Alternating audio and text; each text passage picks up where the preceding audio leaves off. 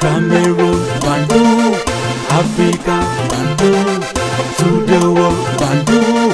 Your Bamenda man, your Ekuna man, your Ngi man, your Bakure man, and proudly so, your anglophone brother. Les amis, désormais appelez-moi Sa Majesté Sénateur Cletus. La Fédération camerounaise de football avait envoyé, je vous avais parlé de ça ici, une correspondance au club, indiqué au club, c'était mardi dernier, leur deadline, d'indiquer où ils veulent jouer leur match à domicile. Et la Fédération camerounaise de football avait dit que pour les clubs d'MTN Elite 1 et Elite 2 qui n'avaient pas de stade pour accueillir les matchs à domicile, ils devraient signaler. Vous savez que c'est extraordinaire au Cameroun. C'est la fédération qui loue le stade pour jouer le match et c'est un président de club qui vient bagarrer pour la recette. Et la grille de partage de cet argent-là, il y avait la discussion sur ça, les palabres. Et la FECAFOOT a eu des problèmes pour louer les stades pour la saison sportive 2024-2025. Sinkot Isaac a fait une sortie et dans cette sortie, en filigrane, il condamne l'attitude de Bel Joseph Antoine, quelqu'un que le football a tout donné, qui a joué au football dans les stades gratuitement et qui est à la tête de l'ONIES qui gère les stades et qui facture un stade à 10 millions pour jouer un match de l'Elite 1 et l'Elite 2.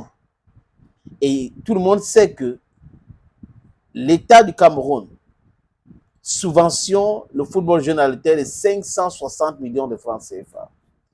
Si la FECAFOOT prend cet argent, la FECAFOOT retire 48 millions et verse au club. Il va rester combien pour jouer le match dans les stades où la FECAFOOT demande 10 millions ONIES, désolé. Et cette même ONIES loue ce même stade-là à 500 000 aux gens qui n'ont rien à voir avec le football.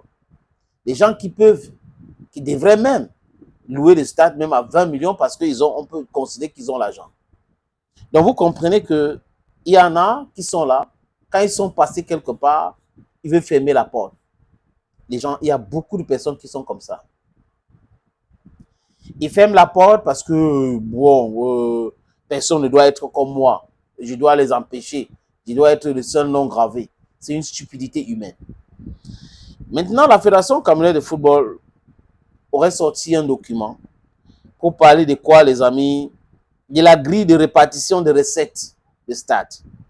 Donc, les stades que la FECAFOOT va louer, il y aura une grille de répartition de la recette. Les stades que les clubs vont louer, il y aura une grille de répartition concernant ce stade-là. Les amis, j'ai le document ici avec moi. Je vais vous donner quelques informations. Le document a été envoyé au club, il faut le dire, hein, par le Conseil transitoire de football professionnel, donc CTFP. Et la répétition de recettes seront, comme je vais vous le donner, voilà. Si le match se joue dans un stade appartenant au club hôte, 70% de la recette ira au club hôte, 70%. 23% pour le Conseil transitoire de football professionnel, donc CTFP. 5% pour la commune. 2% pour le trésor public, donc comme impôt. Et si le match se joue dans un stade loué par la FECAFOOT, il y aura quoi? 23% pour le club qui reçoit. Exactement la même chose. 70% pour la FECAFOOT, 5% pour la commune et 2% pour le trésor. Donc, si c'est un club qui loue, le club a 70% de la recette. Si c'est la FECAFOOT qui loue le stade, la FECAFOOT a 70% de la retraite. Et on va finir d'enlever les impôts et autres. Et selon ces informations-là, les amis, ça devrait normalement entrer en vigueur ce jour. Donc, les matchs vont se jouer dans quelques heures là, dans la 8e journée avancée. Tous les clubs qui ont loué les stades vont prendre 70% de la recette. Si c'est la FECAFOOT, 70% de la retraite. Je pense qu'après, il n'y aura pas trop de bruit. Parce que quelqu'un ne peut pas louer le stade. La personne te dit, ok, j'ai loué le stade. je dois prendre 70% de la recette. Tu dis non, non, non, non, non, non, non, non, non, non. C'est moi qui mobilise les supporters.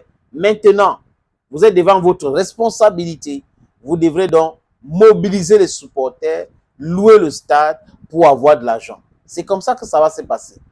Je pense qu'à un moment donné, la saison 2025-2026, il faut que les clubs soient responsables pour le stade.